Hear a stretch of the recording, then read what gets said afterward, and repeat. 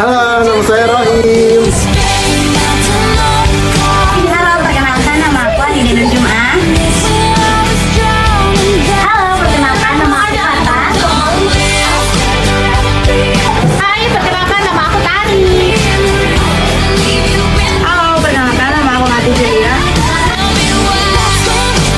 Halo, perkenalkan nama aku Nur.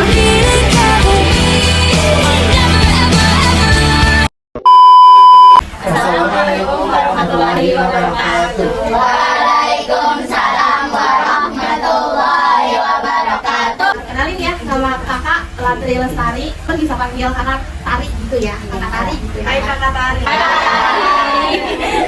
Dan ini teman-teman kakak ya. Hai, perkenalkan nama kakak Mati Julia Putri Febrianti, bisa dipanggil Lia, Kalia. Hai Kalia.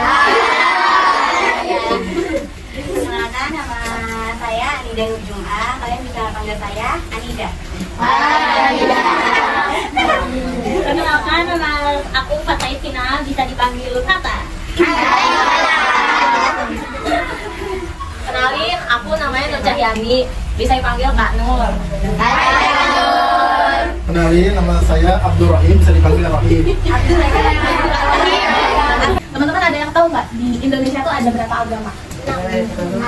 Ada berapa coba? Di Indonesia agama itu ada berapa? Itu jawabannya ada 6 kan? Ada 6 tuh apa aja coba? Ada Islam, Kristen, Katolik, Hindu, Konghucu, satu lagi Buddha.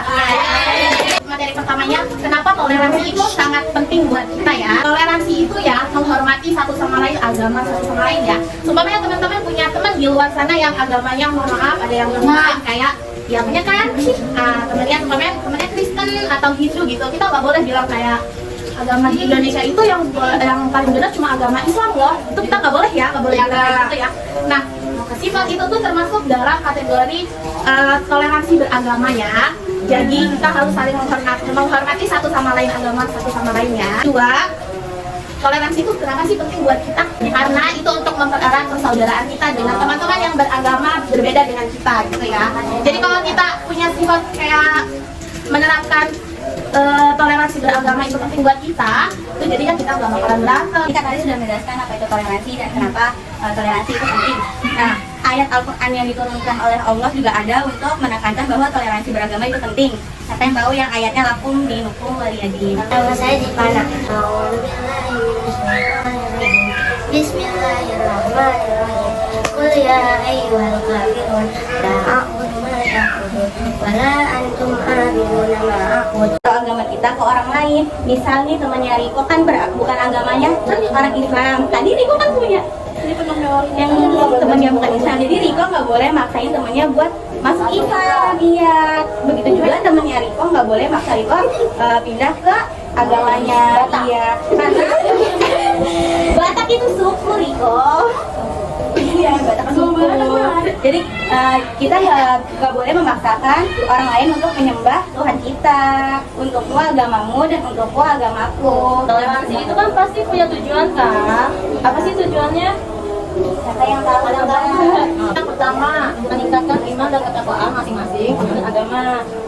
Yang kedua, membangun persatuan dan kesatuan tanpa memandang perbedaan latar belakang agamanya. Yang ketiga, mencegah perpecahan antar umat beragama. Yang kelima, membangun keadilan dan kesetaraan.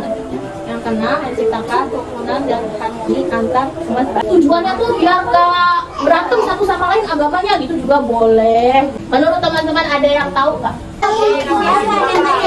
Indonesia.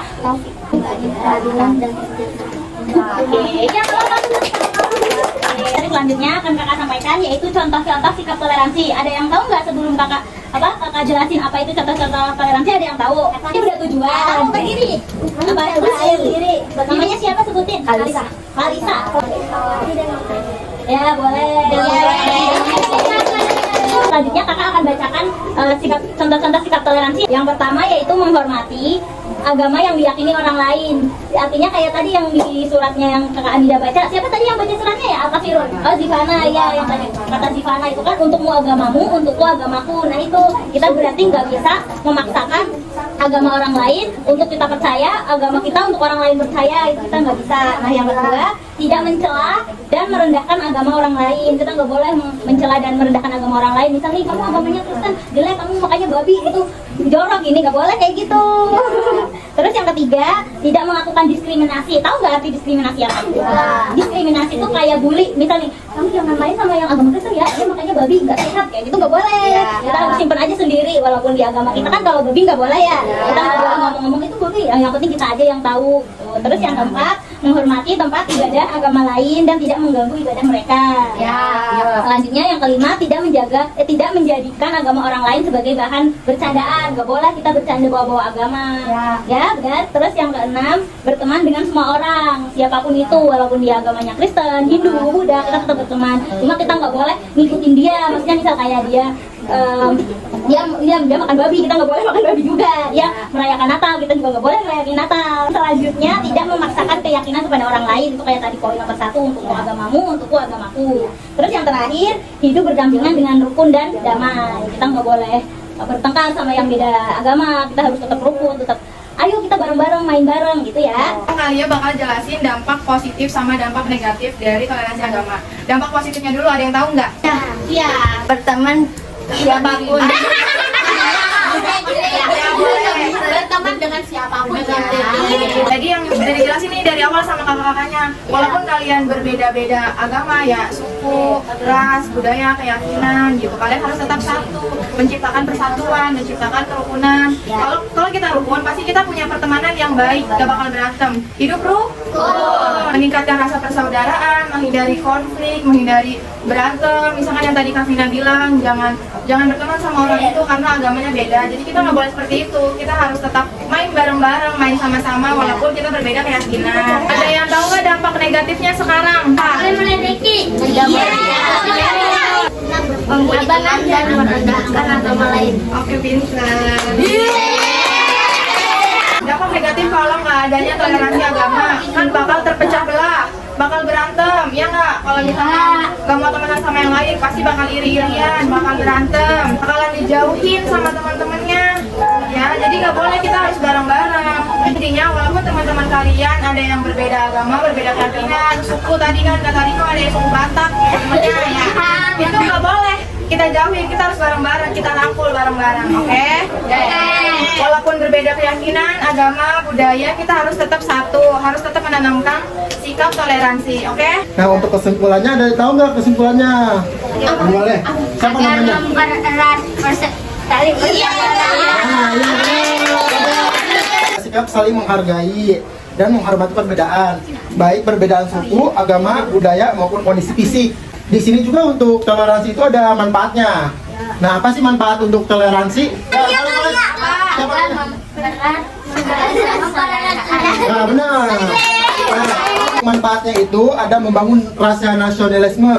Nah, untuk menanamkan rasa persaudaraan yang tadi tuh yang disebutin, menumbuhkan rasa cinta dan kasih sayang, mengurangi sifat egois, mempermudah proses musyawarah, terus menjaga hubungan masyarakat tetap harmonis, menjaga kenyamanan dan ketentraman masyarakat, mengurangi konflik dan perpecahan. Ada yang ingat nggak nama kakak siapa tadi?